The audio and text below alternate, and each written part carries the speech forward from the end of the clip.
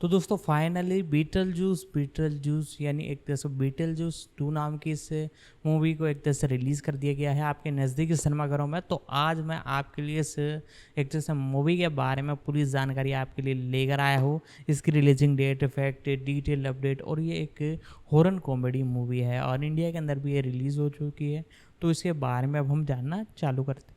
Beetlejuice 2024 की एक अमेरिकी dark fantasy comedy horror film है जिसका निर्देशन टिम बर्टन ने किया है और इसकी पटकथा अल्फ्रेड गफ और माइल्स मिलर की लेखन टीम ने लिखी है।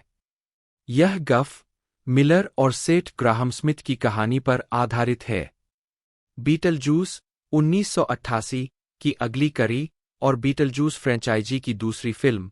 इस फिल्म में माइकल कीटन, विनोना राइडर और कैथरीन ओहारा ने नए कलाकारों Justin Theroux, Monica Bellucci, Jenna Ortega और विलेम डेफो के साथ अपनी भूमिकाएं दोहराई है।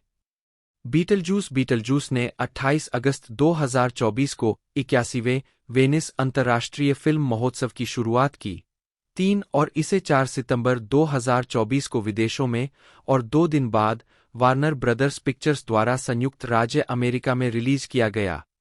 फिल्म को आलोचकों से आम तौर पर सकारात्मक समीक्षा मिली। कथानक: पहली फिल्म की घटनाओं के 36 साल बाद लिडिया डीट्स अपने प्रेमी रोरी द्वारा निर्मित घोस्ट हाउस नामक एक अलौकिक टॉक शो की मेजबानी करती है। एक सेगमेंट की टेपिंग के दौरान लिडिया को दर्शकों में भूत बेतेलगेस के दर्शन होते हैं। इसके तुरंत बाद डेलिया, लिडिया की सौतेली मां, उसके पिता चार्ल्स की मृत्यु की खबर साझा करती है। अंतिम संस्कार सेवाओं के लिए विंटर रिवर के रास्ते में जीवित डीच परिवार के सदस्य लिडिया की अलग हो चुकी बेटी एस्ट्रिड को बोर्डिंग स्कूल से उठाते हैं। यह पता चलता है कि लिडिया और एस्ट्रिड के पिता रिचर्ड दक्षिण अमेरिका में लापता होने से 2 साल पहले एक रिश्ते में थे जो तलाक में समाप्त हो गया था। अंतिम संस्कार सेवाओं के बाद रोरी लिडिया को प्रपोज करता है, जिसे वह स्वीकार कर लेती है, जिससे एस्ट्रिड भाग जाती है और जेरेमी से मिलती है, जो उसे शादी से पहले आमंत्रित करता है। हैलोवीन पर एस्ट्रिड को पता चलता है कि जेरेमी एक भूत है जो अपने जीवन को बहाल करने के लिए उसकी मदद मांग रहा है। वह एस्ट्रिड से वादा करता है कि अगर वह उसकी सहायता करेगी तो वह अपने पिता से फिर से मिल सकती है। जेरेमी के हत्यारे होने के बारे में पता चलने पर लिडिया अनिच्छा से एस्ट्रिड को वापस लाने में मदद के लिए बेतेलगेस को बुलाती है। बेतेलगेस सहमत हो जाता है, लेकिन मांग करता है कि लिडिया उससे शादी कर ले ताकि वह नश्वर दुनिया में रह सके और अपनी प्रतिशोधी पूर्व पत्नी डेलोरे से बच सके, जिसके लिए लिडिया सहमत हो जाती है। बेतेलगेस और लिडिया को एस्ट्रिड को सोल ट्रेन में चढ़ने से रोकने के प्रयास में आफ्टर लाइफ ट्रेन स्टेशन में ले जाया जाता है, जो आत्माओं को परे ले जाती है। मंत्र पढ़कर एस्ट्रिड को जेरेमी के साथ स्थान बदलने के लिए धोखा दिया गया ताकि वह अपना जीवन वापस पा सके। प्लेटफॉर्म पर ले जाए जाने के दौरान एस्ट्रिड ने स्टेशन के कर्मचारियों में से एक रिचर्ड को देखा, जो लिडिया और एस्ट्रिड दोनों को बचाता है और उन्हें विंटर रिवर में वापस लौटने में मदद करता है। बेतेलगेस, जिसने जेरेमी को नर्क में भेजा है, डेलिया की मदद लेता है ताकि वह नश्वर दुनिया में वापस आ सके, क्योंकि उसे सांप के काटने से आफ्टर लाइफ में भेजा गया था। पास के एक चर्च में लिडिया और एस्ट्रिड पहुंचती है, जबकि रोरी वेदी पर प्रतीक्षा कर रही होती है।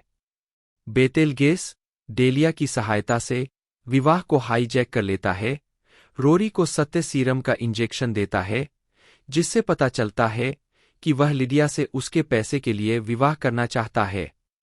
क्रोधित लिडिया रोरी को मुक्का मारती है, जिससे वह बेहोश हो जाता है। जब बेतेलगेस लिडिया से विवाह करने की तैयारी करता है, तो क्रोधित डेलोरेस उसका सामना करने के लिए पहुंचती है। हैंडबुक को गाइड के रूप में उपयोग करते हुए एस्ट्रिड चर्च में एक सैंडवॉर्म छोड़ती है, जिसे बेतेलगेस विक्षेपित कर देता है, जिससे वह डेलोरेस और रोरी को पूरा खा जाता है। समारोह तब विफल हो जाता है जब लिडिया और एस्ट्रिड यह खुलासा करती है कि बेतेलगेस ने हैंडबुक और अपने स्वयं के अनुबंध के नियमों का उल्लंघन किया है, जिससे वह फूल जाता है और फट जाता है।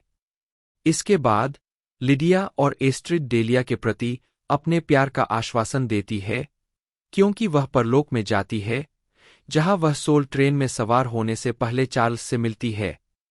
कुछ समय बाद लिडिया घोस्ट हाउस के अपने आखिरी एपिसोड के अंतिम भाग को फिल्माती है, जिसमें वह एस्ट्रिड के साथ समय बिताने का विकल्प चुनती है। दोनों ड्रैकुला के महल में जाते हैं और एस्ट्रिड एक कर्मचारी व्लाद से प्यार करने लगती है। एस्ट्रिड और व्लाद अंततः लिडिया की नज़रों में शादी कर लेते हैं। इसके बावजूद लिडिया को बेतेलगेस के बारे में बुरे सपने आते रहते हैं, जिसमें से एक में एस्ट्रिड बेतेलगेस के बच्चे को जन्म देती है। आघात से ग्रसित लिडिया सदमे में जाग जाती है। गालना 81वें वेनिस अंतर्राष्ट्रीय फिल्म महोत्सव में बीटलजूस के कलाकार और क्रू माइकल कीटन बेतेलगेस उच्चारण बीटलजूस के रूप में एक परलोक भूत और जैवभूत भगाने वाला जो जीवित लोगों के दायरे से किसी से शादी करना चाहता है। कीटन और निर्देशक टिम बर्टन दोनों ने चरित्र को राजनीतिक रूप से गलत रखने का विकल्प चुना, जैसा कि वह मूल फिल्म में था, क्योंकि आधुनिक फिल्मों में राजनीतिक शुद्धता के बावजूद उस चरित्र विशेषता के लिए उनके प्यार के कारण बर्टन ने बेतेलगेस को एक ऐसे चरित्र के रूप में माना जिसका पूरा मतलब यह है कि वह किसी भी चरित्र चाप या विकास से नहीं गुजरता है, कभी विकसित नहीं होता है।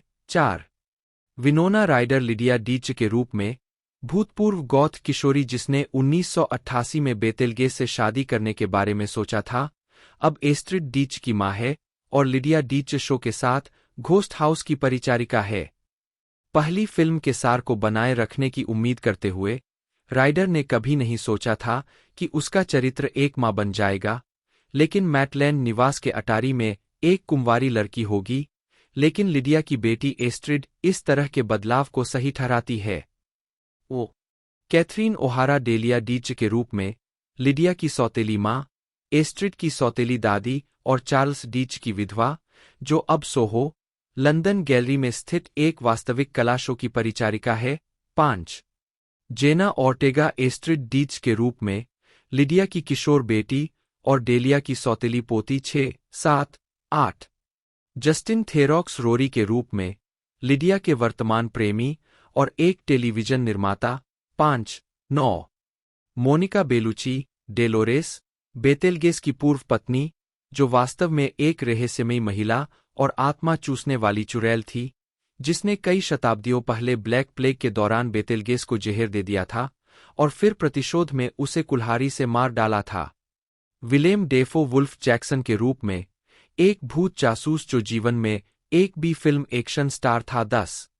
बर्न गोरमन फादर डेमियन के रूप में विंटर रिवर में एक रेवरेंड। 11. डैनी डेविटो एक चौकीदार के रूप में जिसने वार्निश पीकर आत्महत्या कर ली। आर्थर कोंटी जेरेमी के रूप में एक युवा लड़का जो एस्ट्रिड का प्रेमी है। 12, 13. फिलिप कैट्स व्लाद ट्रांसिल्वेनिया में पिशाच वेश में रहने वाला एक युवक। सैंटियागो कैब्रेरा रिचर्ड एस्ट्रिड के पिता और लिडिया के पूर्व पति, जो दक्षिण अमेरिका में गायब हो गए थे। उत्पादन बीटलजूइस 1988 की सफलता के बाद द गेफेन फिल्म कंपनी द्वारा एक सीक्वल को तेजी से ट्रैक किया गया था। 1990 में 2 बीटलजूइस सीक्वल स्क्रिप्ट को कमीशन किया गया था। पहला बीटलजूइस इन लव पटकथा लेखक वॉरेन स्कारेन द्वारा लिखा गया था, जिन्होंने पहली फिल्म की स्क्रिप्ट पर एक बड़ा पुनर्लेखन किया था। स्कारेन के सीक्वल में बेतेलगेस की मुलाकात लियो से होती है, जो एफिल टॉवर पर अपनी प्रेमिका जूलिया को प्रपोज करते समय दुखद रूप से मर जाता है। जब लियो परलोक में प्रवेश करता है, तो बेतेलगेस जीवित दुनिया में भाग जाता है और जूलिया का पीछा करता है। इन लव स्क्रिप्ट का अपना पहला ड्राफ्ट सौंपने के कुछ समय बाद ही स्कारेन की मृत्यु हो गई। 14. उसी वर्ष टिम बर्टन। 15. टिम ने सोचा कि बीच मूवी की सर्फिंग पृष्ठभूमि को किसी तरह के जर्मन एक्सप्रेशनिज्म से मिलाना मजेदार होगा, क्योंकि वे एक साथ पूरी तरह से गलत है। जेम्स ने कहा। 16. कहानी में डीच परिवार के हवाई जाने की कहानी है, जहां चार्ल्स एक रिसॉर्ट विकसित कर रहा है। उन्हें जल्द ही पता चलता है कि उनकी कंपनी एक प्राचीन हवाईयन कहूना की कब्रगाह पर निर्माण कर रही है। आत्मा मुसीबत पैदा करने के लिए मृत्यु के बाद वापस आती है और बेतेलगेस जादू के साथ सर्फ प्रतियोगिता जीतकर नायक बन जाता है। माइकल कीटन और विनोना राइडर इस शर्त पर फिल्म करने के लिए सहमत हुए कि बर्टन निर्देशन करेंगे, लेकिन वह और कीटन दोनों बैटमैन रिटर्न्स 1992 में व्यस्त हो गए। 16 1991 की शुरुआत में बर्टन अभी भी बीटलजूस गोज हवाईयन में रुचि रखते थे। हीथर्स 1989 में डैनियल वाटर्स के काम से प्रभावित होकर, जिसमें विनोना राइडर भी है, बर्टन ने उन्हें फिर से लिखने के लिए संपर्क किया। हालांकि उन्होंने अंततः बैटमैन रिटर्न्स की पटकथा लिखने के लिए वाटर्स को साइन किया। 17 अगस्त 1993 तक निर्माता डेविड गेफेन ने Pamela Norris, troupe Beverly Hills, Saturday Night Live को फिर से लिखने के लिए काम पर रखा। 18 वार्नर ब्रदर्स ने 1996 में केविन स्मिथ से पटकथा को फिर से लिखने के लिए संपर्क किया, हालांकि स्मिथ ने सुपरमैन लाइव्स के पक्ष में प्रस्ताव ठुकरा दिया। बाद में स्मिथ ने मजाक में कहा कि उनकी प्रतिक्रिया थी, क्या हमने पहली बीटलजूस में वह सब नहीं कहा जो हमें कहना था। 19 मार्च 1997 में जेम्स ने एक बयान जारी किया जिसमें कहा गया था कि बीटलजूस गोज हवाईयन स्क्रिप्ट अभी भी गेफेन कंपनी के स्वामित्व में है और यह संभवतः कभी नहीं बनेगी। आप वास्तव में अब इसे वैसे भी नहीं कर सकते। विनोना इस भूमिका के लिए बहुत बुरी हो गई है और इसे बनाने का एकमात्र तरीका इसे पूरी तरह से फिर से बनाना होगा। 16 बर्टन ने पिछले कुछ वर्षों में कई अन्य सीक्वल विचारों पर भी विचार किया था। 2024 में कहा, हमने बहुत सी अलग अलग चीजों के बारे में बात की। यह शुरुआती समय था जब हम बीटलजूस और Haunted Mansion, Beetlejuice goes west, जो भी हो, पर जा रहे थे। बहुत सी चीजें सामने आईं। 20 लेकिन हवाई, वाइल्ड वेस्ट या पेरिस, फ्रांस में सेट किए गए सभी शुरुआती परिदृश्यों को खत्म कर दिया गया। 21 सितंबर 2011 में वार्नर ब्रदर्स ने सेठ ग्राहम स्मिथ को काम पर रखा, जिन्होंने डार्क शैडोज और अब्राहम लिंकन, वैम्पायर हंटर, दोनों 2012 में बर्टन के साथ मिलकर बीटलजूस का सीक्वल लिखने और बनाने का काम किया। 22 ग्राहम स्मिथ ने एक ऐसी कहानी करने के इरादे से हस्ताक्षर किए जो वास्तव में हमारे लिए इसे करने के योग्य हो, कुछ ऐसा जो सिर्फ पैसे कमाने के बारे में न हो, न कि किसी को जबरन रीमेक या रीबूट थोपने के बारे में हो। वह इस बात पर भी अड़े थे कि कीटन वापस आएंगे और वार्नर ब्रदर्स भूमिका को फिर से नहीं निभाएंगे। बर्टन और कीटन ने आधिकारिक तौर पर हस्ताक्षर नहीं किए थे, लेकिन अगर स्क्रिप्ट अच्छी रही तो वे वापस आ जाएंगे। 23 ग्राहम स्मिथ ने फरवरी 2012 में कीटन से मुलाकात की।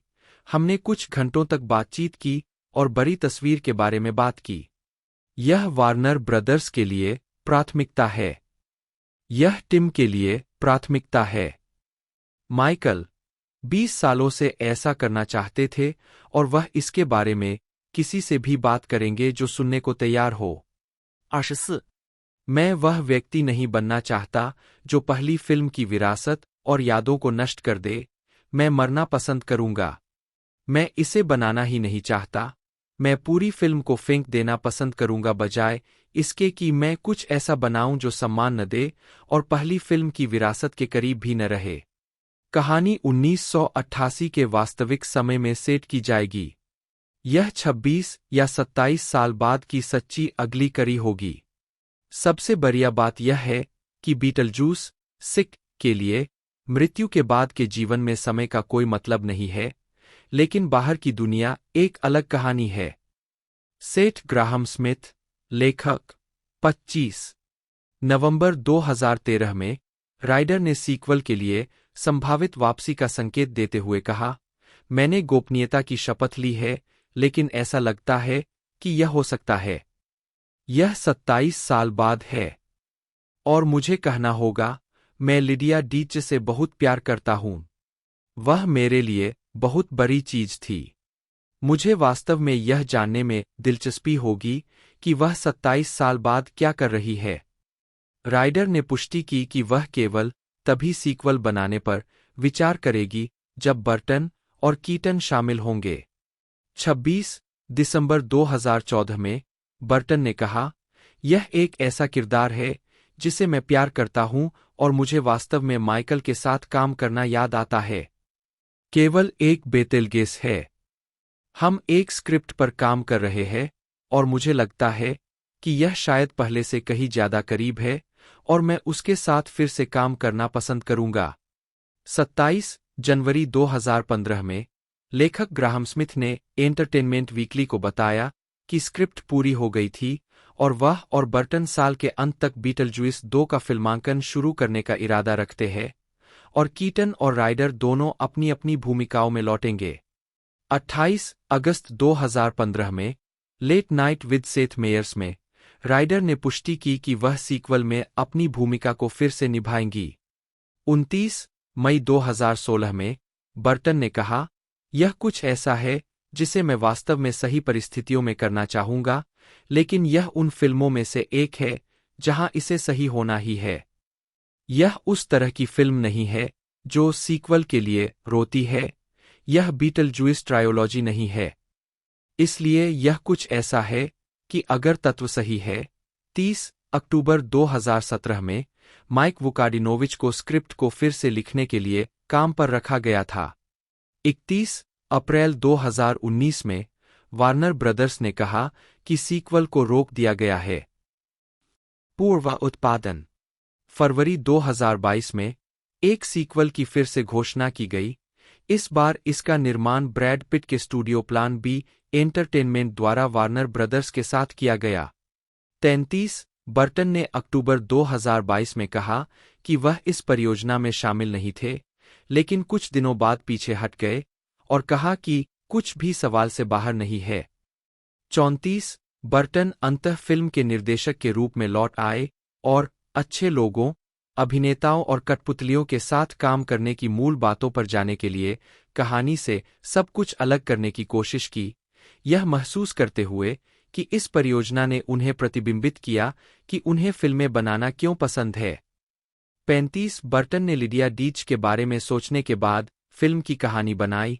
उनकी एक पात्र जिसके साथ वह एक किशोर के रूप में जुड़े थे, सोच रहे थे कि पहली फिल्म की घटनाओं के बाद उसके जीवन में क्या हो सकता था और उसका पारिवारिक जीवन कैसे विकसित हो सकता था। एक शांत किशोरी से एक फेडअप वयस्क में बदल गई, जो लिडिया डीच के साथ घोस्ट हाउस नामक एक लोकप्रिय माध्यम से संबंधित शो की मेजबानी करती है, जिसकी बेटी उससे नफरत करती है। बर्टन ने मूल फिल्म की रिलीज के बाद से अपने जीवन के वर्षों को कारण बताया कि वह तब तक बीटलजूस नहीं कर सके, उनमें से कई चीजों का खुद अनुभव कर चुके थे। इस परियोजना को एक बहुत ही व्यक्तिगत फिल्म पा। 36 Willy Wonka and the Chocolate factory 1971 में विली वोंका की साइकेडेलिक नाव की सवारी की तरह एक कथानक के साथ, जो अनियंत्रित और बेकाबू छायाचित्र और बर्टन के सिर को स्क्रीन पर फेंकने जैसे बहुत बड़े झूलों को लेता है।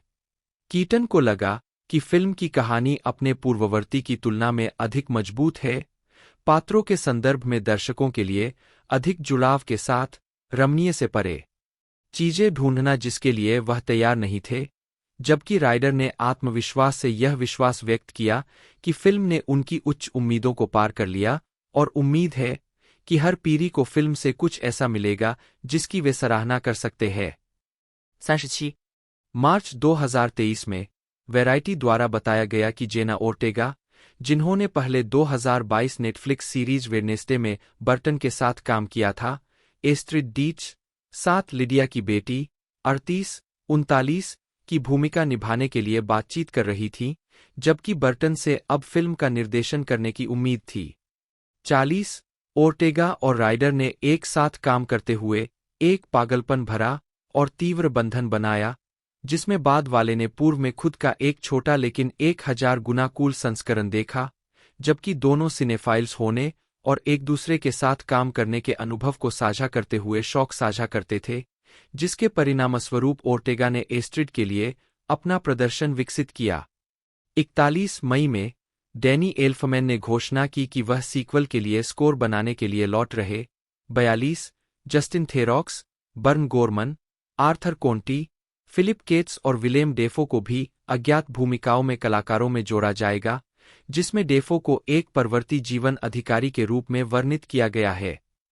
12, 11, 13, 6, 43 डेफो ने बाद में मार्केश फिल्म फेस्टिवल में वैरायटी को समझाया कि उनका किरदार एक परवर्ती जीवन पुलिस अधिकारी है, जो एक दुर्घटना में मरने से पहले जीवन में भी फिल्म एक्शन स्टार हुआ करता था।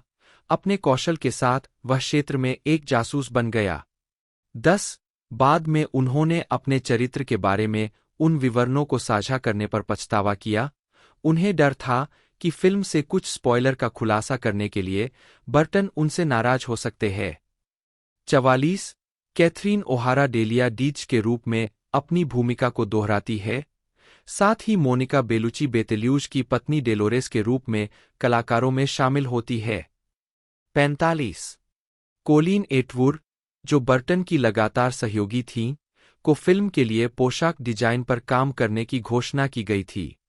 46 एटवुड ने खुलासा किया कि बेतेल्गेस का धारीदार सूट फिल्म में वापस आएगा, क्योंकि यह चरित्र की सर्वोत्कृष्ट उपस्थिति का ट्रेडमार्क है, उसी तरह से जैसे लुइस कैरोल के उपन्यास एलिस एडवेंचर्स इन वंडरलैंड 1865 का शीर्षक चरित्र एक प्रतिष्ठित नीली पोशाक पहनता है।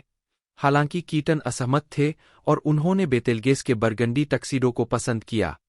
47 ओहारा ने बाद में पुष्टि की कि फिल्म में हैरी बेलाफोनेट के 1955 के गीत डेओ द बनाना बोट सॉन्ग को शामिल किया जाएगा, जिसे पहली फिल्म में दिखाया गया था।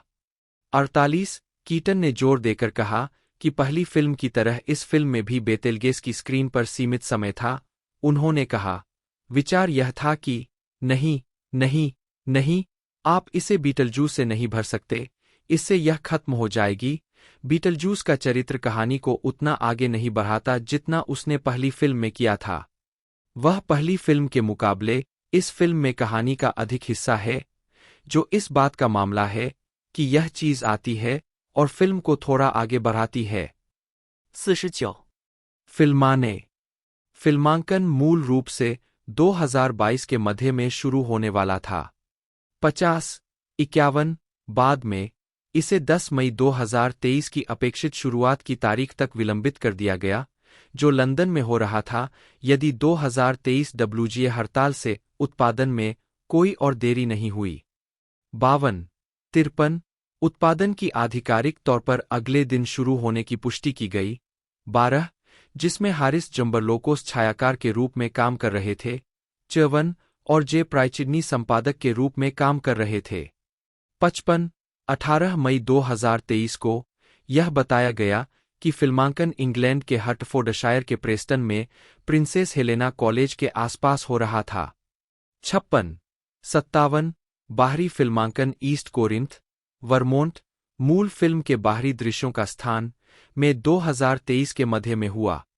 58 2023 SAGFTRA हड़ताल के कारण जुलाई में फिल्मांकन निलंबित कर दिया गया था। 59 बर्टन ने फिल्म का वर्णन किया, जिसे बनाने में उन्हें मजा आया। 99% पूरा हो गया।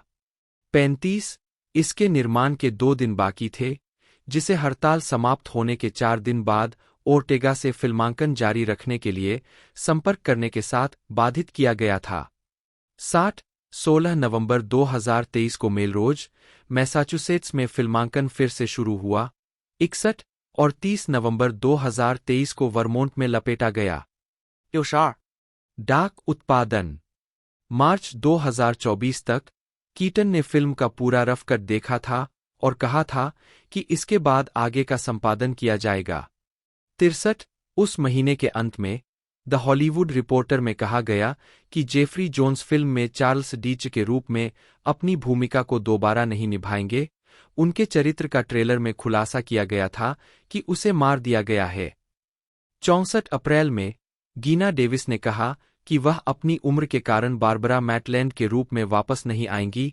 उन्होंने कहा, हमारे पात्र हमेशा के लिए मरने के बाद जिस तरह से दिखते थे, वैसे ही फंस गए थे, इसलिए कुछ समय हो गया है, 1 मिनट हो गया है।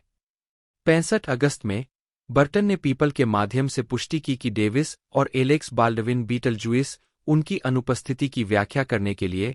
बर्टन ने कहा कि फिल्म यह बताएगी कि मैट लेंस ने इस फिल्म और मूल के बीच के अंतराल के दौरान अपने पूर्व घर को छोड़ने के लिए एक बचाव का रास्ता इस्तेमाल किया था।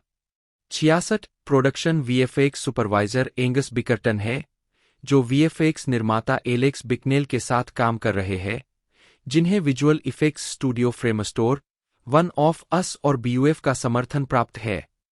67 मुक्त करना।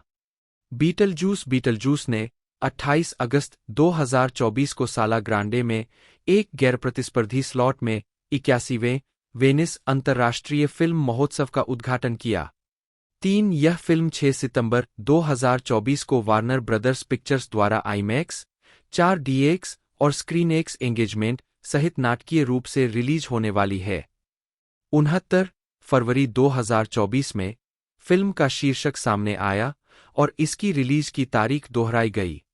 70, 71, 72 अपने 2024 सिनेयूरोप प्रस्तुति में वार्नर ब्रदर्स ने घोषणा की कि फिल्म अपने घरेलू प्रीमियर से 2 दिन पहले 4 सितंबर 2024 को विदेशों में रिलीज होगी। 73 स्वागत। बॉक्स ऑफिस अनुमान। संयुक्त राज्य अमेरिका और कनाडा में बीटलजूस को द फ्रंट रूम के साथ रिलीज किया जाएगा और इसके शुरुआती सप्ताहांत में 4,200 सिनेमाघरों से 110 मिलियन की कमाई करने का अनुमान है। 74 आलोचनात्मक प्रतिक्रिया। समीक्षा एग्रीगेटर वेबसाइट रॉटन टोमाटोज पर 175 आलोचकों की 77% समीक्षाएं सकारात्मक है, जिनकी औसत रेटिंग 6.5/10 है। वेबसाइट की आम सहमति कहती है, माइकल कीटन के कुटिल भूतप्रेत में टिम बर्टन के लिए इस पागलपन भरी वापसी में अभी भी बहुत कुछ बचा है, जो आकर्षक व्यावहारिक प्रभावों और भयावह चुटकुलों को जोड़कर एक मजेदार समय प्रदान करता है। 75 मेटाक्रिटिक, जो भारित औसत का उपयोग करता है, ने 51 आलोचकों के आधार पर फिल्म को 100 में से 62 का स्कोर दिया, जो आम तौर पर अनुकूल समीक्षाओं को दर्शाता है। 76 भविष्य। संभावित तीसरी फिल्म के बारे में पूछे जाने पर बर्टन ने कहा, चलो गणित करते हैं। इसे करने में 35 साल लगे, इसलिए मैं 100 से अधिक का हो जाऊंगा। लेकिन मुझे लगता है कि इन दिनों विज्ञान के आगमन के साथ यह संभव है, लेकिन मुझे ऐसा नहीं लगता। टिमोथी वाल्टर बर्टन, जन्म 25 अगस्त 1958, एक अमेरिकी निर्देशक, निर्माता, लेखक, एनिमेटर और चित्रकार है। अमेरिकी फिल्म उद्योग में गॉथ संस्कृति के अग्रदूत के रूप में जाने जाने वाले बर्टन अपनी गॉथिक हॉरर और फंतासी फिल्मों के लिए प्रसिद्ध है। उन्हें एमी अवार्ड के साथ-साथ 2 अकादमी पुरस्कार, 1 गोल्डन ग्लोब अवार्ड और 3 बाफ्टा अवार्ड के लिए नामांकन सहित कई पुरस्कार मिले हैं।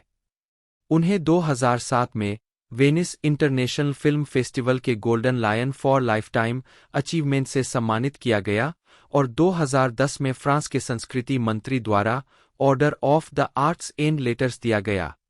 बर्टन ने कॉमेडी पीवीज बिग एडवेंचर 1985 के साथ अपने निर्देशन की शुरुआत की और बीटलजुइस 1988 और एडवर्ड सिजरहैंड्स 1990 के लिए प्रमुखता हासिल की। बर्टन ने सुपरहीरो फिल्में बैटमैन 1989 और बैटमैन रिटर्न्स 1992 का भी निर्देशन किया, एनिमेटेड फिल्में कॉर्प्स ब्राइड 2005 और फ्रैंकेनवीनी 2012, साइंस फिक्शन फिल्में मार्स अटैक 1996 और प्लेनेट ऑफ द एप्स 2001, अलौकिक हॉरर फिल्म स्लीपी हॉलो 1999, फंतासी फिल्में Big Fish 2003, Alice in Wonderland 2010, Dark Shadows 2012 और डम्बो 2019, म्यूजिकल और जीवनी नाटक एड वुड 1994 और बिग आइज 2014। 2022 से शुरू होकर बर्टन ने नेटफ्लिक्स सीरीज वेडनेसडे के लिए कई एपिसोड निर्देशित किए हैं, जिसके लिए उन्हें कॉमेडी सीरीज के लिए उत्कृष्ट निर्देशन के लिए प्राइम टाइम एमी अवार्ड के लिए नामांकन मिला। बर्टन ने Winona Ryder, Michael Keaton, Johnny Depp, Jenna Ortega, Helena Bonham Carter, Catherine O'Hara, Eva Green, Michael Gough, Christopher Lee, Jack Nicholson, Danny DeVito, Christina Ricci, Albert Finney और Martin short के साथ साथ संगीतकार डैनी एल्फमैन के साथ भी काम किया है, जिन्होंने बर्टन की 3 फिल्मों को छोड़कर बाकी सभी फिल्मों के लिए संगीत तैयार किया है। बर्टन ने कई किताबें लिखी है, जिनमें the Melancholy Death of Oyster Boy and Other Stories 1997 शामिल है। प्रारंभिक जीवन और शिक्षा। बर्टन का जन्म 25 अगस्त 1958 को कैलिफोर्निया के बरबैंक में हुआ था। वे जीन बर्टन, नी एरिक्सन, 1933 से 2002 के बेटे हैं, जो 1980 के दशक में एक बिल्ली थीम वाली उपहार की दुकान के मालिक थे, और विलियम बिल बर्टन, 1930 से 2000, एक पूर्व माइनर लीग बेसबॉल खिलाड़ी थे, जिन्होंने कई वर्षों तक बरबैंक पार्क और मनोरंजन विभाग के लिए काम किया था। बरबैंक, कैलिफोर्निया में ओलिव रिक्रिएशन सेंटर के बेसबॉल मैदान का नाम बिल बर्टन के नाम पर रखा गया है। 6. एक किशोर के रूप में उद्धरण वांछित, बर्टन 2101 नॉर्थ एवरग्रीन स्ट्रीट में अपने पिछवाड़े में छोटी फिल्में बनाते थे, जिसमें क्रूड स्टॉप मोशन एनिमेशन तकनीकों का इस्तेमाल किया जाता था या बिना आवाज के 8 मिमी फिल्म पर शूटिंग की जाती थी। उनकी सबसे पुरानी ज्ञात किशोर फिल्मों में से एक द आइलैंड ऑफ डॉक्टर एगोर है, जिसे उन्होंने 13 साल की उम्र में बनाया था। बर्टन ने Providencia Elementary School, Luther Burbank Middle School और बरबैंक हाई स्कूल में पढ़ाई की, लेकिन वह विशेष रूप से अच्छे छात्र नहीं थे। उन्होंने बरबैंक हाई में वाटर पोलो टीम में खेला। बर्टन एक आत्मनिरीक्षण करने वाले व्यक्ति थे और उन्हें कलाकृति, पेंटिंग, ड्राइंग और फिल्में देखने में आनंद आता था। 1976 में बरबैंक हाई स्कूल से स्नातक होने के बाद बर्टन ने चरित्र एनिमेशन का अध्ययन करने के लिए वेलेंसिया, सांता क्लैरिटा में California institute of the arts में प्रवेश लिया। 9 कैलार्ट्स में एक छात्र के रूप में बर्टन ने stock of the salary monster और किंग एंड ऑक्टोपस जैसी लघु फिल्में बनाईं। आजीविका 1981 से 1987, प्रारंभिक कार्य और सफलता। Stall of the salary monster ने वॉल्ट डिज्नी प्रोडक्शंस का ध्यान आकर्षित किया, जिसने बर्टन को अपने एनिमेशन डिवीजन में एनिमेटर की प्रशिक्षुता की पेशकश की। 9 उन्होंने the Fox and the Hound 1981, Tron 1982 और द ब्लैक कॉल्ड्रॉन 1985 जैसी फिल्मों में एनिमेटर, स्टोरीबोर्ड कलाकार, ग्राफिक डिजाइनर, कला निर्देशक और अवधारणा कलाकार के रूप में काम किया। उनकी अवधारणा कला कभी भी तैयार फिल्मों में नहीं आई। 1982 में डिज्नी में रहते हुए बर्टन ने अपनी पहली लघु फिल्म विंसेंट बनाई, जो बर्टन द्वारा लिखी गई एक कविता पर आधारित 6 मिनट की black and white stop motion film थी, जिसमें एक युवा लड़के को दर्शाया गया है जो कल्पना करता है कि वह उसका हीरो विंसेंट प्राइस है, जिसमें प्राइस खुद वर्णन प्रदान करते हैं। फिल्म का निर्माण रिक हेनरिक्स ने किया था, जिनसे बर्टन की डिज्नी में अवधारणा कला विभाग में काम करने के दौरान दोस्ती हुई थी। फिल्म को शिकागो फिल्म महोत्सव में दिखाया गया और लॉस एंजिल्स के एक सिनेमा में 2 सप्ताह के लिए किशोरों की ड्रामा टेक्स के साथ रिलीज किया गया। इसके बाद बर्टन का पहला live action production Hansel and Gretel Disney Channel के लिए ब्रदर्स ग्रिम परीक्षा का एक जापानी थीम वाला रूपांतरण।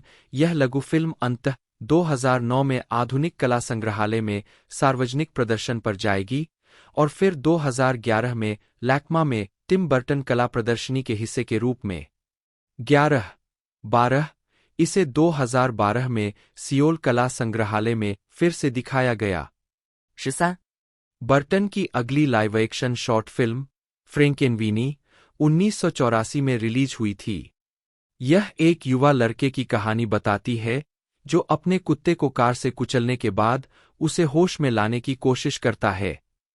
ब्लैक एंड व्हाइट में फिल्माई गई इस फिल्म में बैरेट ओलिवर, शेली डुवेल, जिनके साथ उन्होंने 1986 में फिर से काम किया, उनकी television series fairy tale theatre के एक एपिसोड का निर्देशन किया और डैनियल स्टर ने काम किया।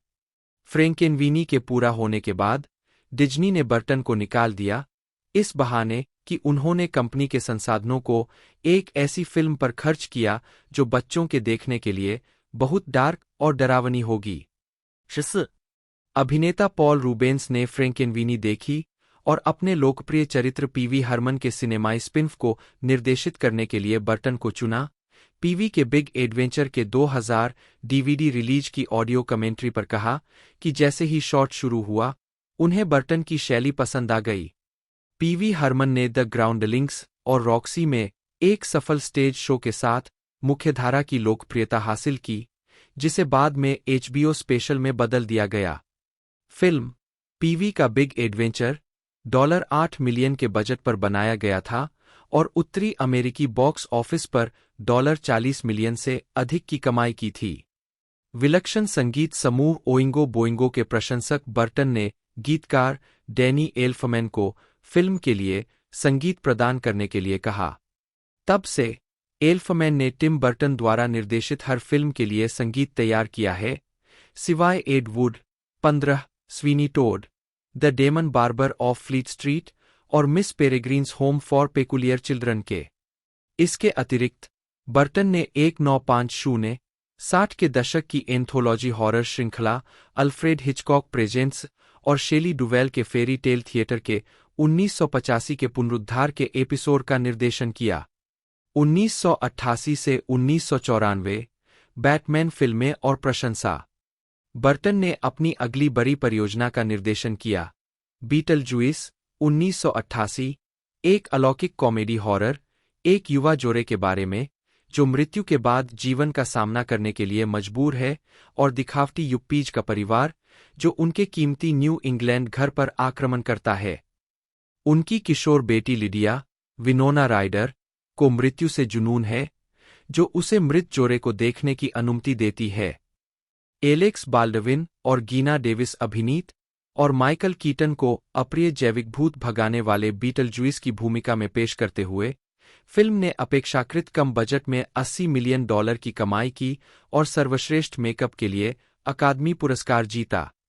इसे उसी नाम के एक कार्टून में परिवर्तित किया जाएगा, जिसमें बर्टन कार्यकारी निर्माता की भूमिका निभाएंगे।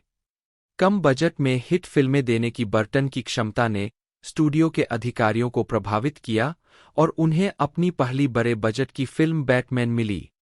निर्माण समस्याओं से ग्रस्त था।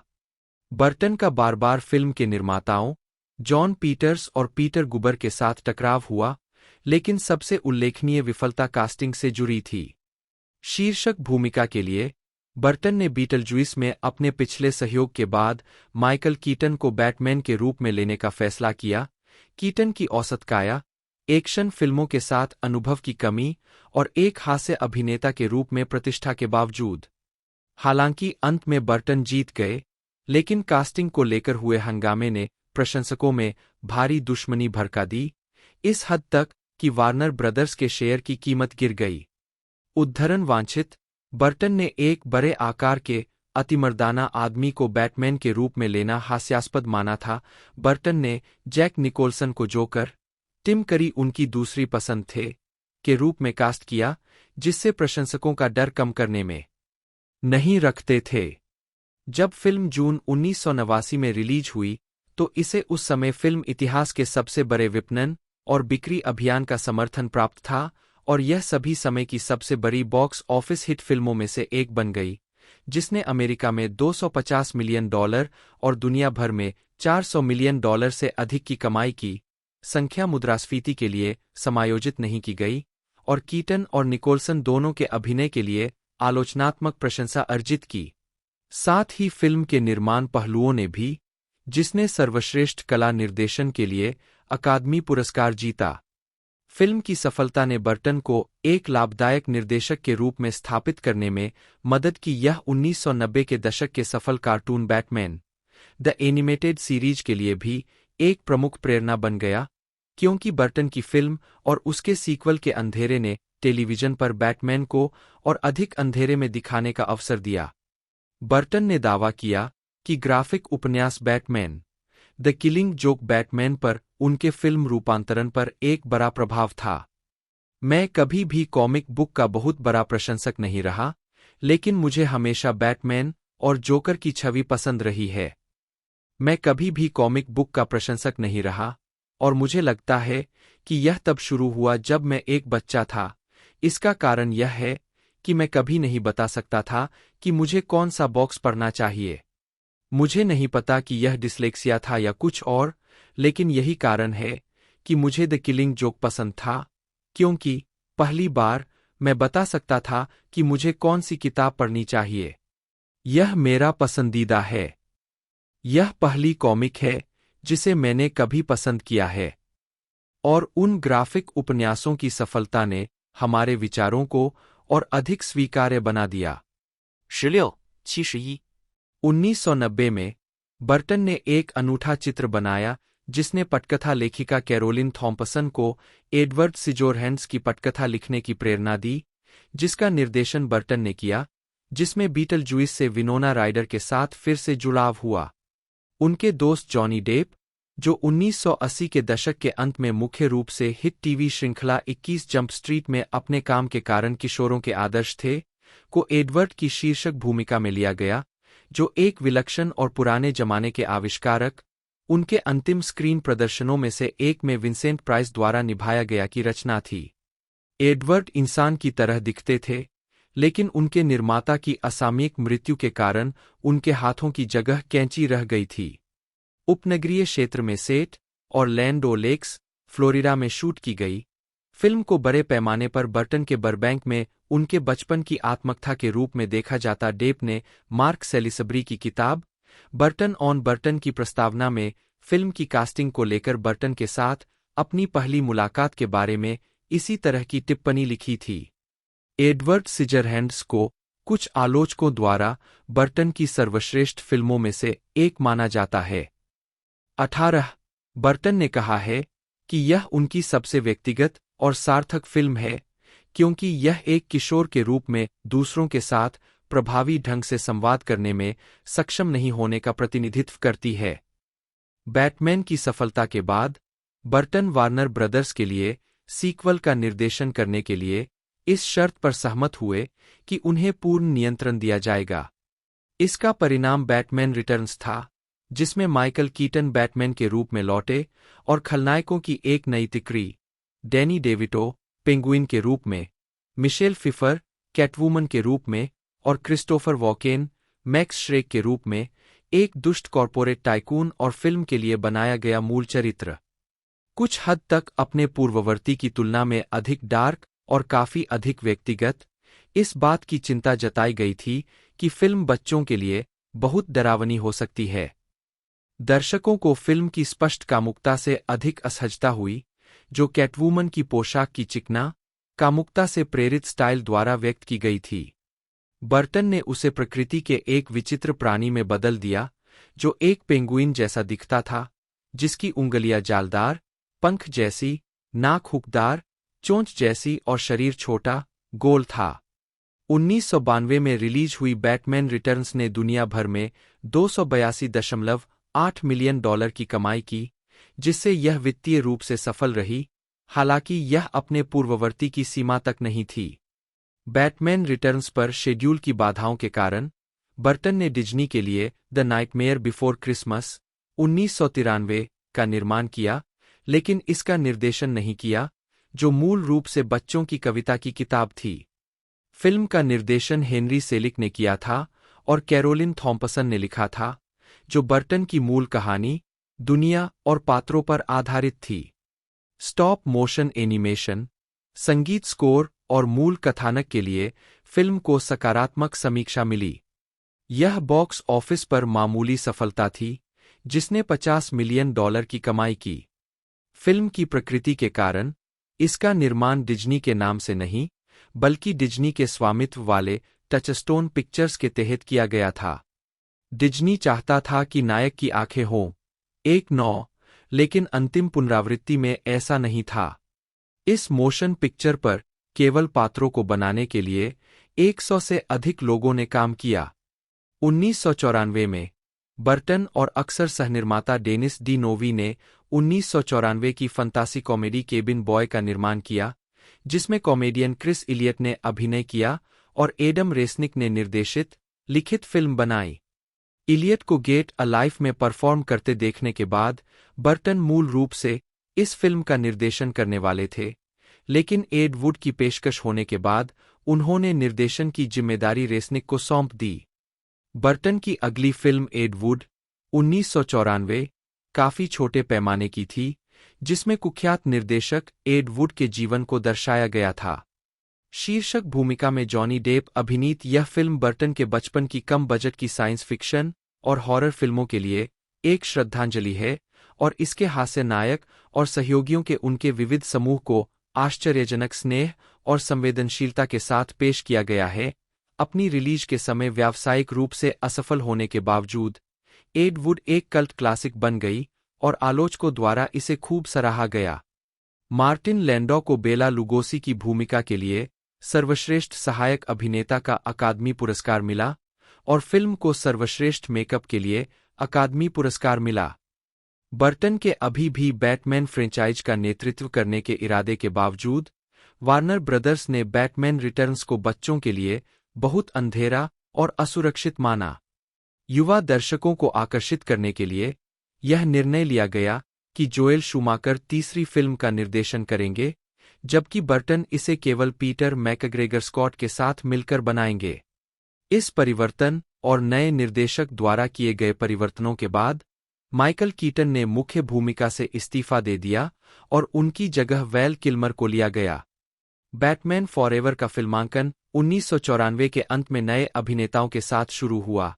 Tommy Lee Jones Harvey dent to-face के रूप में, निकोल किडमैन डॉचेस मेरिडियन के रूप में, Chris O'Donnell Dick Grayson Robin के रूप में और Jim Carrey Edward Nygma the Riddler के रूप शूमाकर द्वारा प्रस्तावित गाथा और रंगों और नियन संकेतों की विशेषता वाले अंधेरे का संयोजन। यह फिल्म बॉक्स ऑफिस पर बहुत सफल रही, जिसने $336 मिलियन की कमाई की। वार्नर ब्रदर्स ने मांग की कि शूमाकर कुछ दृश्यों को हटा दें ताकि फिल्म का स्वर अपने पूर्ववर्ती बैटमैन रिटर्न्स जैसा न हो। बाद में उन्हें 2005 की डीवीडी रिलीज में हटाए गए दृश्यों के रूप में जोड़ा गया। 1996 में बर्टन और सेलिक रोनाल्ड डाहल की किताब पर आधारित संगीत में फंतासी James and the Giant Peach के लिए फिर से साथ आए।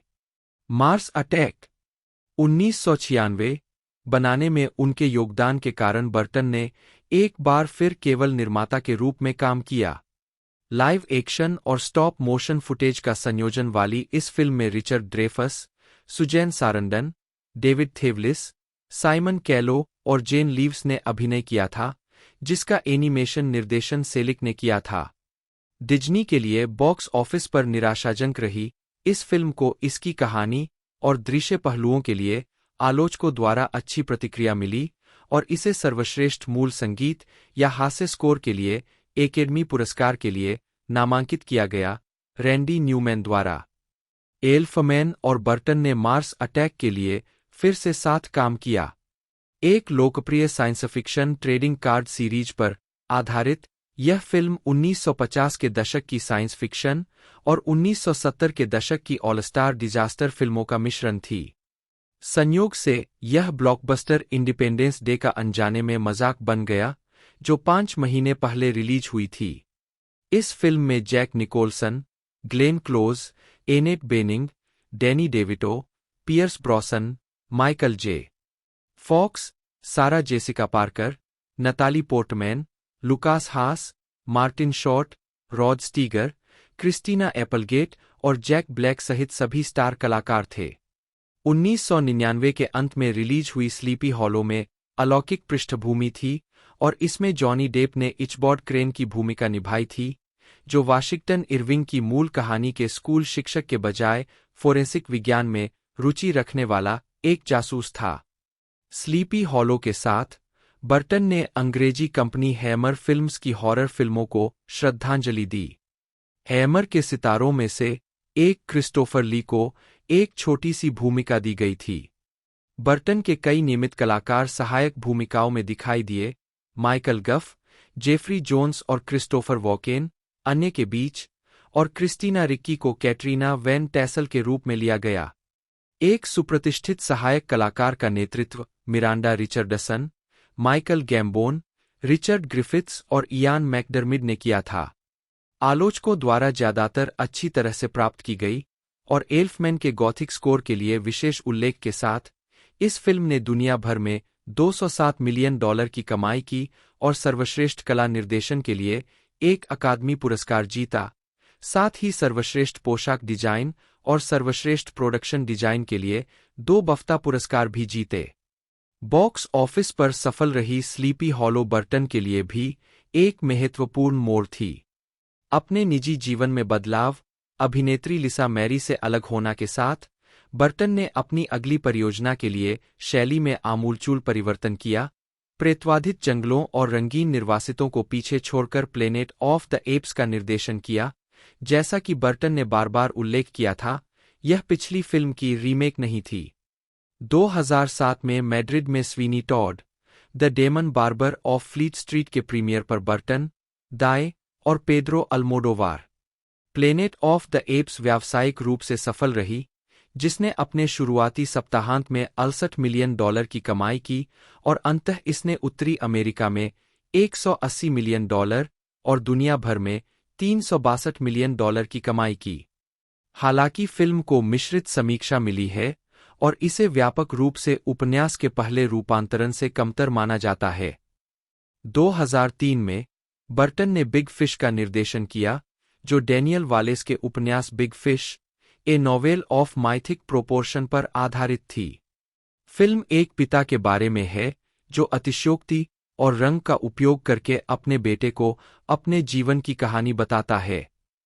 युवा एडवर्ड ब्लूम के रूप में इवान मैकग्रेगर और बड़े एडवर्ड ब्लूम के रूप में अल्बर्ट फिने द्वारा अभिनीत फिल्म में जेसिका लैंग, बिली क्रूडुप, डैनी डेविटो, एलिसन लोहमैन और मैरियन कोटिलार्ड भी है। यह फिल्म बर्टन और हेलेना बोनहम कार्टर, जिन्होंने जेनी और चुरैल का किरदार निभाया था, और बर्टन और डैनी डेविटो, जिन्होंने सर्कस के सरगना अमोस कैलोवे का किरदार निभाया था, के बीच दूसरा सहयोग था।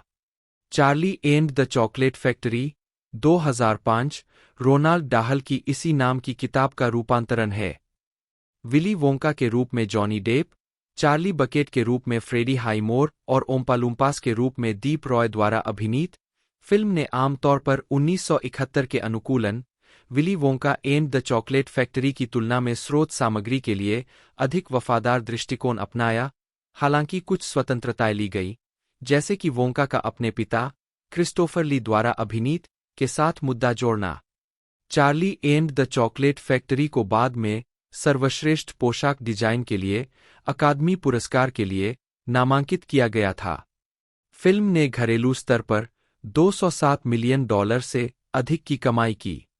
फिल्मांकन मुश्किल साबित हुआ क्योंकि बर्टन, डेप और डैनी एल्फमैन को इस पर और बर्टन की कॉर्प्स ब्राइड 2005 पर एक ही समय में था। बर्टन ने 2006 में अपना पहला संगीत वीडियो बोन्स निर्देशित किया। बोन्स अमेरिकी indie rock band the killers का छठा समग्र एकल है और उनके दूसरे स्टूडियो एल्बम सैम्स टाउन से रिलीज किया गया दूसरा एकल है। इस वीडियो में अभिनेता माइकल स्टीगर और डेवॉन एओकी ने अभिनय किया था। बर्टन ने द किलर्स के लिए दूसरा संगीत वीडियो हियर विद मी निर्देशित किया, जिसमें विनोना राइडर ने अभिनय किया, जो 2012 में रिलीज हुआ। अर्श DreamWorks Warner brothers production Sweeney Todd, the Demon Barber of Fleet street 1979 Broadway musical पर आधारित 21 दिसंबर 2007 को रिलीज हुई थी, जिसे आलोचकों की प्रशंसा मिली और इसने दुनिया भर में $153 मिलियन की कमाई की। स्वीनी टॉड पर बर्टन के काम ने सर्वश्रेष्ठ निर्देशक के लिए national board of review award जीता। 21 को सर्वश्रेष्ठ निर्देशक के लिए गोल्डन ग्लोब नामांकन मिला। 22 और सर्वश्रेष्ठ कला निर्देशन के लिए अकादमी पुरस्कार जीता। फिल्म में स्पष्ट रूप से खून खराबा और ब्रॉडवे धुनों का मिश्रण है और इसे आलोचकों द्वारा अच्छी तरह से प्राप्त किया गया था। स्वीनी टॉड के रूप में जॉनी डेप के प्रदर्शन को सर्वश्रेष्ठ अभिनेता के लिए अकादमी पुरस्कार के लिए नामांकित किया गया था। 2005 में फिल्म निर्माता शेन एकर ने अपनी लघु फिल्म 9 जारी की, जो एक सर्वनाशक दुनिया में रहने वाली एक संवेदनशील रैग डॉल की कहानी है, जो मशीनों को अपने 8 साथी रैग डॉल्स को नष्ट करने से रोकने की कोशिश करती है। फिल्म ने कई पुरस्कार जीते और इसे सर्वश्रेष्ठ एनिमेटेड लघु फिल्म के लिए एकेडमी पुरस्कार के लिए नामांकित किया गया। लघु फिल्म देखने के बाद वांटेड के निर्देशक टिम बर्टन और तैमूर बेकमम्बेटोव ने फिल्म का एक फीचर लेंथ रूपांतरण बनाने में रुचि दिखाई। एकर द्वारा निर्देशित फुल लेंथ फिल्म का निर्माण बर्टन ने किया, जिसे एकर, कहानी और पामेला पेटलर, पटकथा, कॉर्प्स ब्राइड की सहलेखिका ने लिखा और इसमें Elijah Wood, John C. Reilly, Jennifer Connelly, Christopher Plummer, Martin Landau और Crispin Glover. Burton Comic Con 2009 में 9 के बारे में बोलते हुए, बर्टन 9 और एलिस इन वंडरलैंड दोनों को बढ़ावा देने के लिए कैलिफोर्निया के सैन डिएगो में 2009 कॉमिक कॉन में दिखाई दिए। बाद वाले ने सर्वश्रेष्ठ कला निर्देशन और सर्वश्रेष्ठ पोशाक डिजाइन के लिए 2 अकादमी पुरस्कार जीते। एलिस इन वंडरलैंड के बर्टन के संस्करण में कहानी मूल लुईस कैरोल कहानियों के 13 साल बाद सेट की गई है। मिया वासिकोस्का को एलिस के रूप में लिया गया था। फिल्मांकन की मूल आरंभ तिथि मई 2008 थी। 23 टोरपॉइंट और प्लायमाउथ 1 सितंबर से 14 अक्टूबर तक फिल्मांकन के लिए इस्तेमाल किए जाने वाले स्थान थे और फिल्म विक्टोरियन युग में सेट है। इस दौरान टोरपॉइंट में एंटनी हाउस में फिल्मांकन हुआ।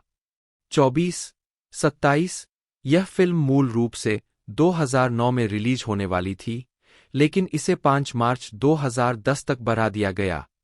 28 फिल्म में जॉनी डेप ने मैड हैटर की भूमिका निभाई, मैट लुकास ने ट्वीडल्डी और ट्वीडल्डम दोनों की भूमिका निभाई, हेलेना बोनहम कार्टर ने रेड क्वीन की भूमिका निभाई, स्टीफन फ्राई ने चेशायर कैट की भूमिका निभाई, एनी हैथवे ने व्हाइट क्वीन की भूमिका निभाई, एलन रिकमैन ने एब्सोलम द कैटरपिलर की भूमिका निभाई, माइकल शीन ने मैकट्विस्प द व्हाइट रैबिट की भूमिका निभाई और Crispin Glover naive of hearts की भूमिका निभाई, जिसका चेहरा और आवाज एक सीजीआई बॉडी पर जोड़े गए थे।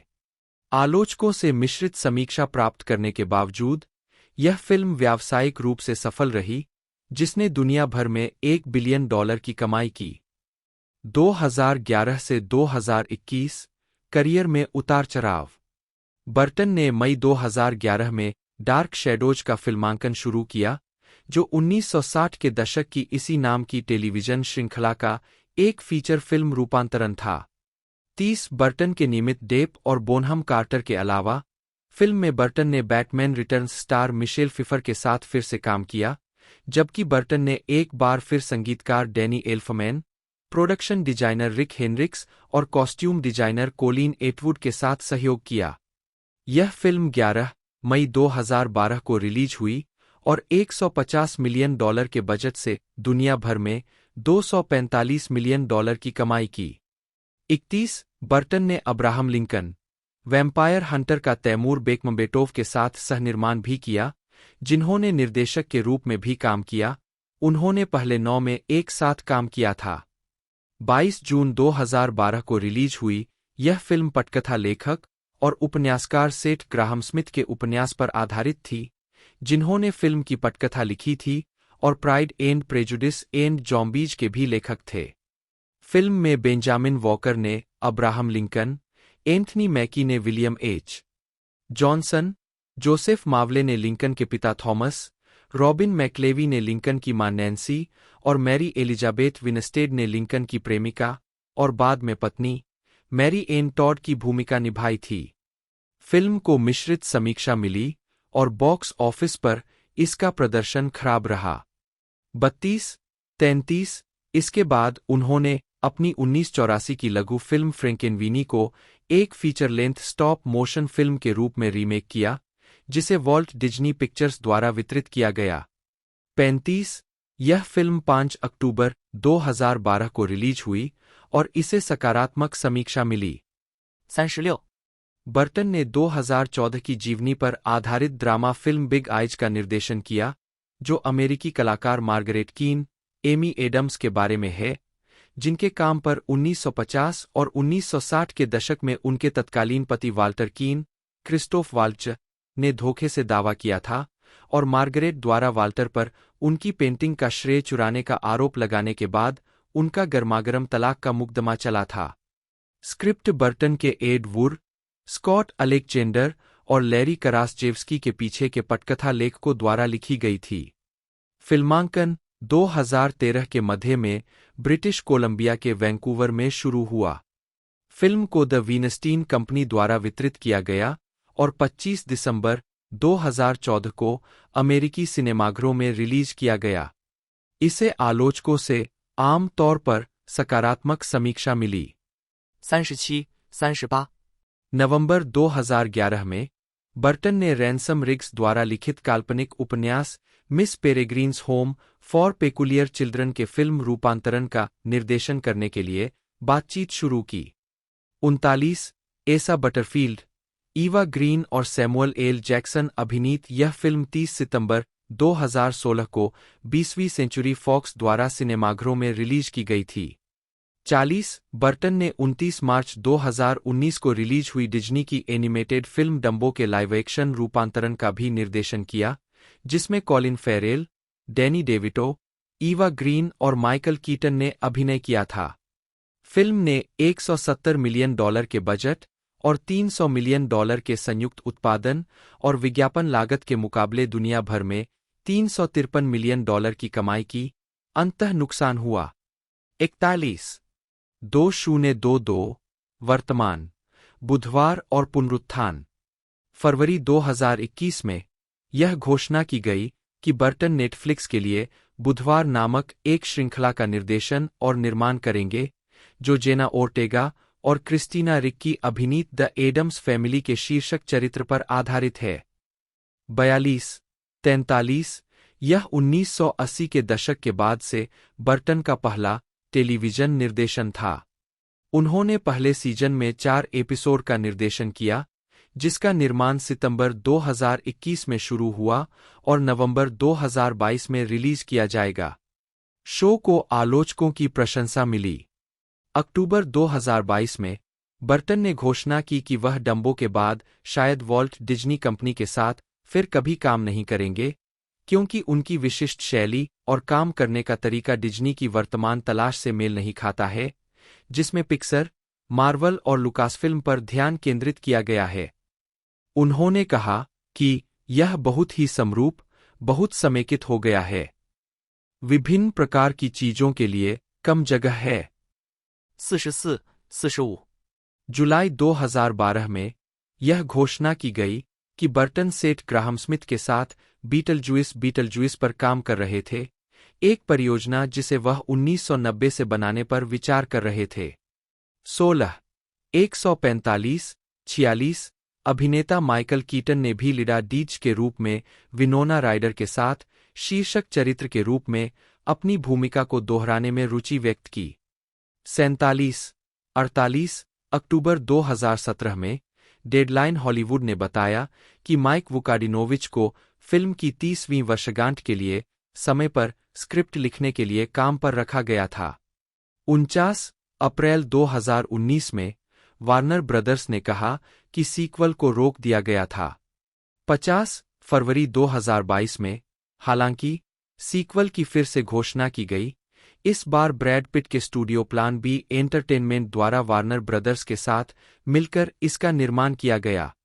51 हालांकि बर्टन ने शुरू में कहा कि वह इसमें शामिल नहीं थे, बाद में उन्होंने अपने बयान को वापस ले लिया।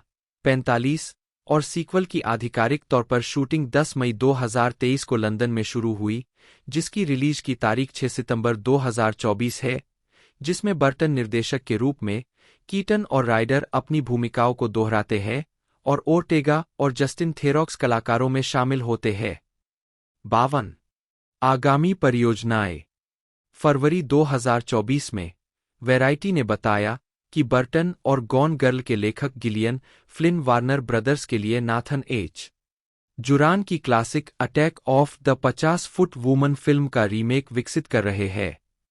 53 अधूरी परियोजनाएं। अधिक जानकारी। टिम बर्टन की अधूरी परियोजनाएं। केविन स्मिथ को एक नई सुपरमैन फिल्म लिखने के लिए काम पर रखने के बाद उन्होंने बर्टन को निर्देशन करने का सुझाव दिया। चवन बर्टन आए और वार्नर ब्रदर्स ने 1998 की गर्मियों में एक्शन कॉमिक्स में चरित्र की शुरुआत की 7वीं वर्षगांठ के लिए एक नाटकीय रिलीज की तारीख तय की। 55 निकोलस केज को सुपरमैन की भूमिका निभाने के लिए साइन किया गया।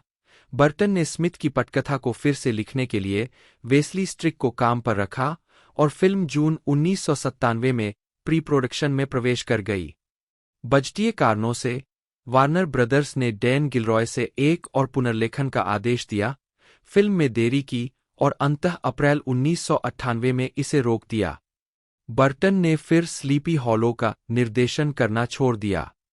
2002 में वॉल्ट डिज्नी कंपनी ने द नाइटमेयर बिफोर क्रिसमस का सीक्वल बनाने पर विचार करना शुरू किया, लेकिन स्टॉप मोशन का उपयोग करने के बजाय डिज्नी कंप्यूटर एनिमेशन का उपयोग करना चाहता था। 57 बर्टन ने डिज्नी को यह विचार छोड़ने के लिए मना लिया।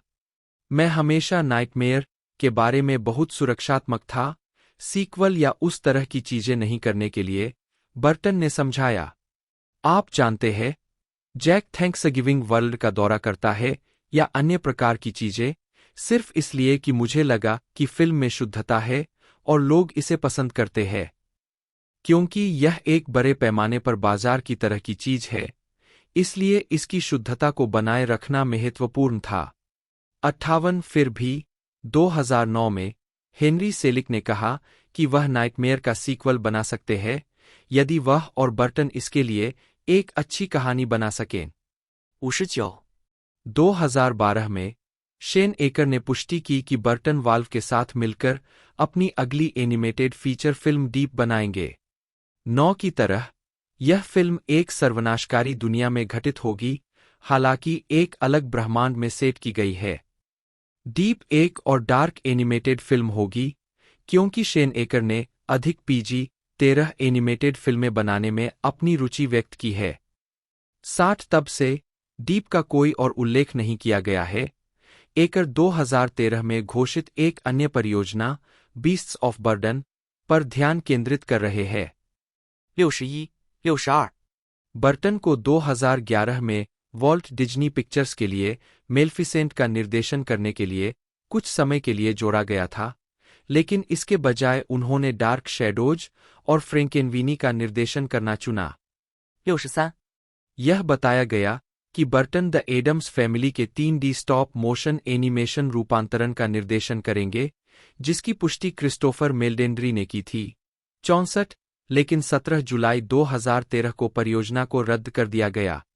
65 19 जुलाई 2010 को बर्टन को मॉन्स्टरपोकेलिप्स के आगामी फिल्म रूपांतरण के निर्देशक के रूप में घोषित किया गया।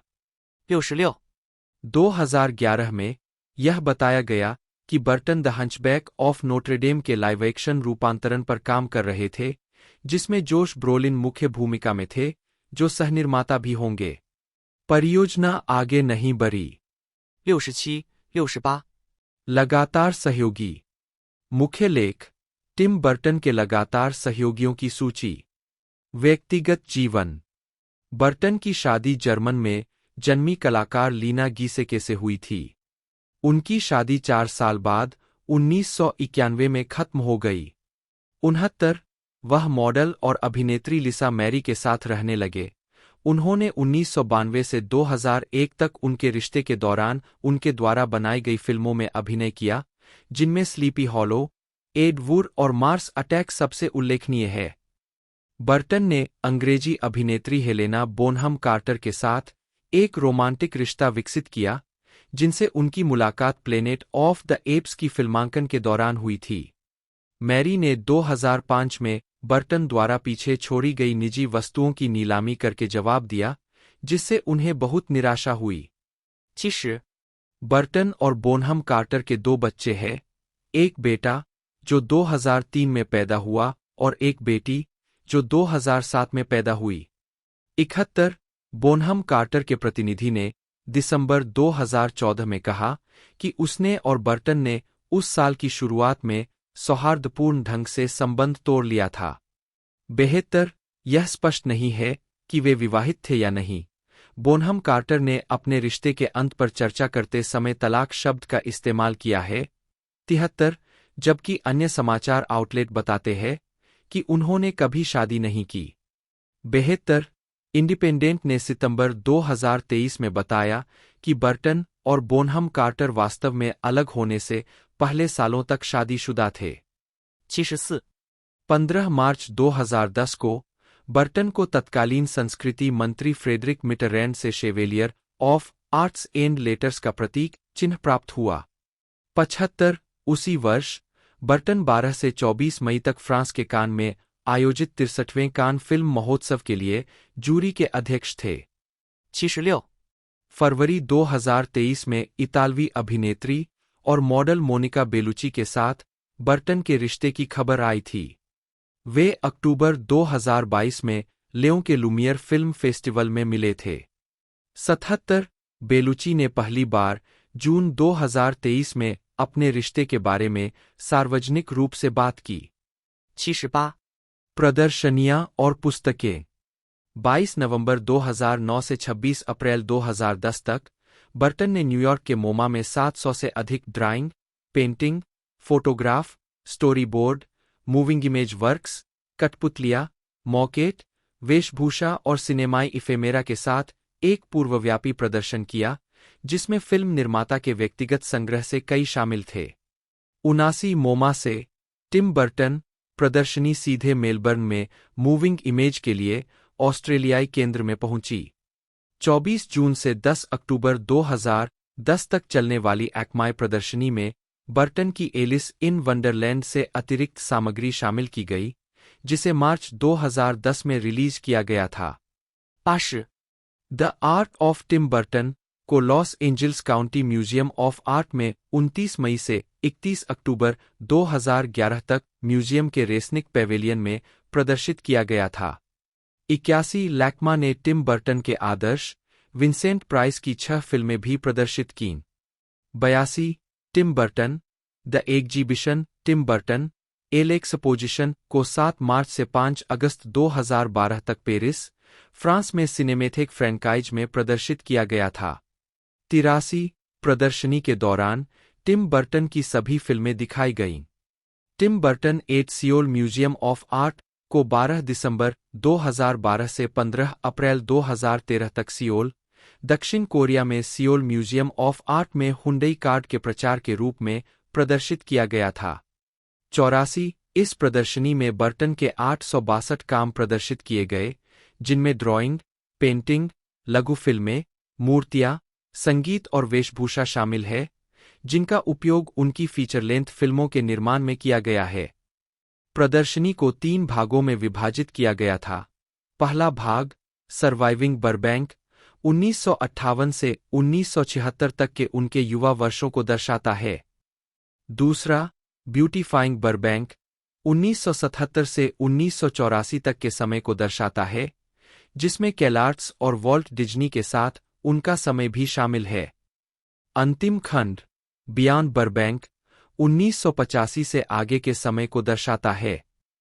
Tim Burton and his World को 3 मार्च से 8 अगस्त 2014 तक प्राग, चेक गणराज्य में स्टोन बेल हाउस में प्रदर्शित किया गया था। 86 बाद में प्रदर्शनी का प्रीमियर 4 फरवरी 2016 को ब्राजील के साओ पाउलो में म्यूजू दा इमेजेम ई डू सो में हुआ और 5 जून तक चला।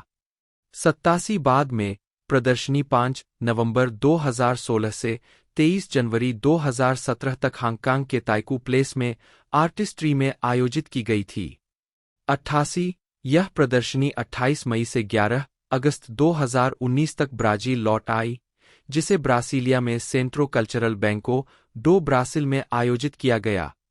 89 लगभग एक दशक में संयुक्त राज्य अमेरिका में बर्टन की पहली प्रदर्शनी लॉस्ट वेगास टिम बर्टन अक्टूबर 2019 में लास वेगास के द नियॉन म्यूजियम में खोली गई। 90 बर्टन ने कविता पुस्तक the Melancholy Death of Oyster Boy and Other Stories भी लिखी और चित्रित की, जिसे 1997 में ब्रिटिश प्रकाशन गृह फेबर एंड फेबर द्वारा प्रकाशित किया गया और उनके चित्रों, रेखाचित्रों और अन्य कलाकृतियों का संकलन the Art of Tim Burton 2009 में जारी किया गया था। उस पुस्तक का अनुवर्ती, जिसका शीर्षक the Napkin Art of Tim Burton Things You Think About in a Bar है, जिसमें बर्टन द्वारा बार और रेस्तरां में नैपकिन पर बनाए गए रेखाचित्र शामिल है, जिसे 2015 में जारी किया गया था। फिल्मोग्राफी। मुख्य लेख टिम बर्टन फिल्मोग्राफी। वर्ष शीर्षक वितरक 1985 पीवी का बड़ा साहसिक कार्य वार्नर ब्रदर्स। 1988 बीटल रस। 1989 बैटमैन। 1990 एडवर्ड सिजरहैंड्स 20वीं Century Fox. 1992 Batman Returns Warner Brothers. 1994 Ed Wood Buena Vista चित्र। 1996 मंगल ग्रह का आक्रमण वार्नर ब्रदर्स। 1999 झूठी नींद श्रेष्ठ तस्वीर। 2001 वानर के ग्रह 20वीं सेंचुरी फॉक्स। 2003 बड़ी मछली सोनी पिक्चर्स रिलीज। 2005 चार्ली और चॉकलेट फैक्ट्री वार्नर ब्रदर्स। दुल्हन की लाश। 2007 Sweeney Todd the Demon Barber of Fleet Street Paramount Pictures बटा वार्नर ब्रदर्स।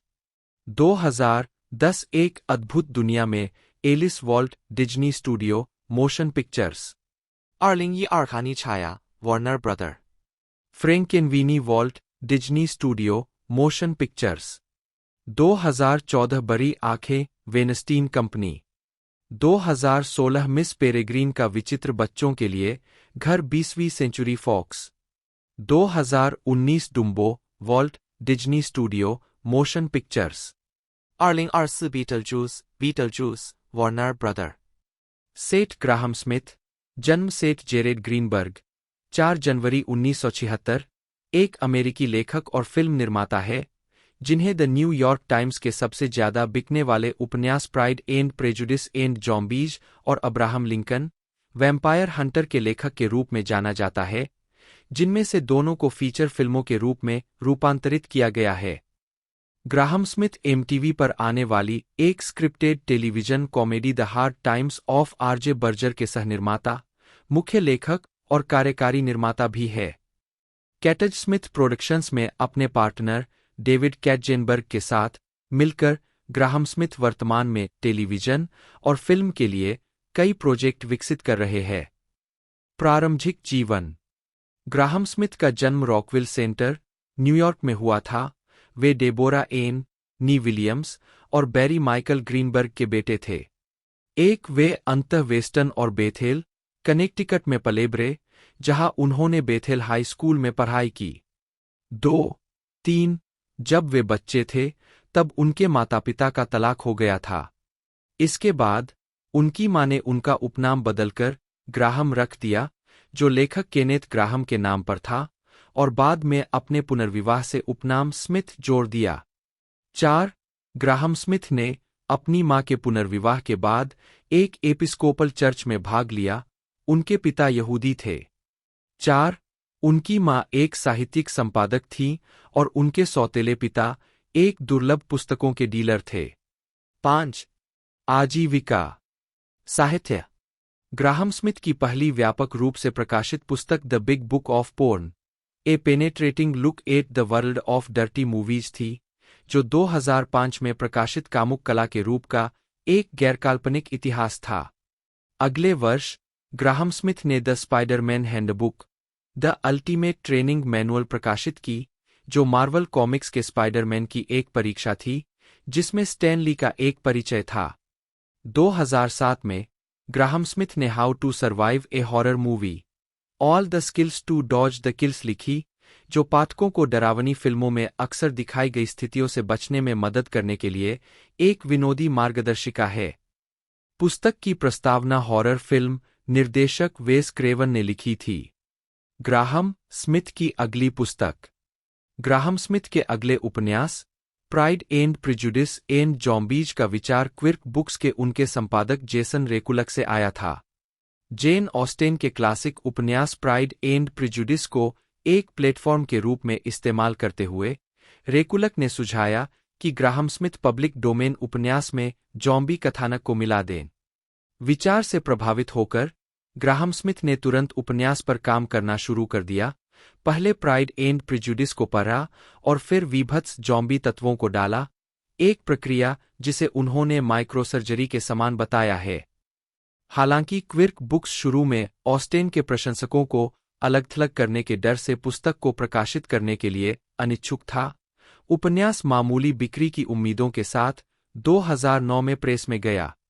पुस्तक के लिए प्रत्याशा इतनी तेजी से बढ़ी कि रिलीज के पहले सप्ताह में pride and prejudice and zombies New York times best seller सूची में नंबर 3 पर पहुंच गई। साथ उस समय से उपन्यास की 10 लाख से अधिक प्रतियां बिक चुकी है और 20 से अधिक भाषाओं में इसका अनुवाद किया जा चुका है। Pride and prejudice and zombies की सफलता के आधार पर ग्राहम स्मिथ ने एक और mashup Abraham Lincoln vampire Hunter लिखा।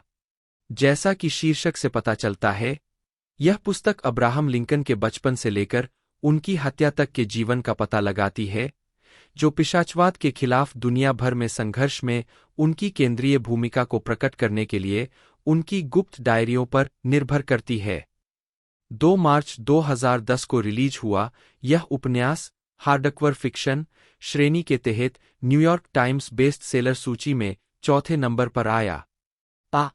उपन्यास लिखने के अलावा ग्राहम स्मिथ ने मार्वल जॉम्बीज रिटर्न, हल्क पर कलाकार रिचर्ड एल्सन के साथ कॉमिक बुक लेखक के रूप में अपनी शुरुआत की। ग्राहम स्मिथ का उपन्यास अनहोली नाइट 10 अप्रैल 2012 को रिलीज हुआ था। 10 इसमें लोकप्रिय परंपरा के मैगी बाल्थाजार, गैस्पार और मेल्चियोर को अपराधियों के रूप में दर्शाया गया है, जो अंततः शिशु यीशु से मिलने जाते हैं। Herod the Great, Augustus Caesar, Pontius Pilate और वर्जिन मैरी सहायक पात्रों के रूप में दिखाई देते हैं। श्री पतली परत ग्राहम स्मिथ की 2 सबसे अधिक बिकने वाली पुस्तकों पर फीचर फिल्में बनाई गईं। ग्राहम स्मिथ ने अपनी पुस्तक अब्राहम लिंकन वैम्पायर हंटर 12 को स्क्रीन के लिए निर्माता टिम बर्टन और तैमूर बेकमम्बेटोव के लिए रूपांतरित किया। 2011 में pride and prejudice and zombies को लायंसगेट एंटरटेनमेंट द्वारा चुना गया था, जिसमें नताली पोर्टमैन निर्माता थीं और डेविड ओ रसेल ने शुरुआत में अनुकूलन और निर्देशन करने के लिए सेट किया था। बाद में रसेल ने इस परियोजना को छोड़ दिया। 2013 में पोर्टमैन सहित निर्माताओं के एक नए समूह ने निर्देशन के लिए बूर स्टीयर्स को काम पर रखा। लिली जेम्स और बेला हीथकोट को सबसे बड़ी बेनेट बहनों के रूप में अभिनय करने के लिए चुना गया था। Pride and prejudice and zombies 5 फरवरी। तो दोस्तों, जैसा कि मैंने आपको बताया, ये एक हॉरर कॉमेडी मूवी है। तो ये तकरीबन 6 सितंबर 2024 को रिलीज़ कर दी गई है इंडिया में। बाकी इसे वेनिस के अंदर 28 अगस्त को रिलीज़ कर दिया गया था। वहाँ पर भी इसकी रेटिंग बहुत ही बढ़िया निकल कर रही है। 79% की रेटिंग धांसू है। साथ ही साथ और भी कई प्लेटफॉर्म पर इसे बेहतरीन रेटिंग मिली है। दोस्तों, इस मूवी के एक तरह से बजट के बारे में बात की जाए तो 100 मिलियन का इसका बजट है। बाकी आज शाम तक इसका बॉक्स ऑफिस कलेक्शन भी आ जाएगा फर्स्ट डे का, तो वो भी मैं आपको बता दूंगा। बाकी परफॉर्मेंस इसकी बहुत बढ़िया रहने वाली है और इंडिया के अंदर भी इसे वन्नस ब्रदर्स पिक्चर द्वारा डिस्ट्रीब्यूट किया गया है। तो इसे मल्टीपल लैंग्वेजों में रिलीज़ किया जाएगा और बड़े स्केल पर इसे बनाया गया है। बाकी दोस्तों, आज की ये वीडियो अच्छी लगी हो तो वीडियो को लाइक कीजिएगा। आज की इस वीडियो में इतना ही, मिलते हैं अगले वीडियो में।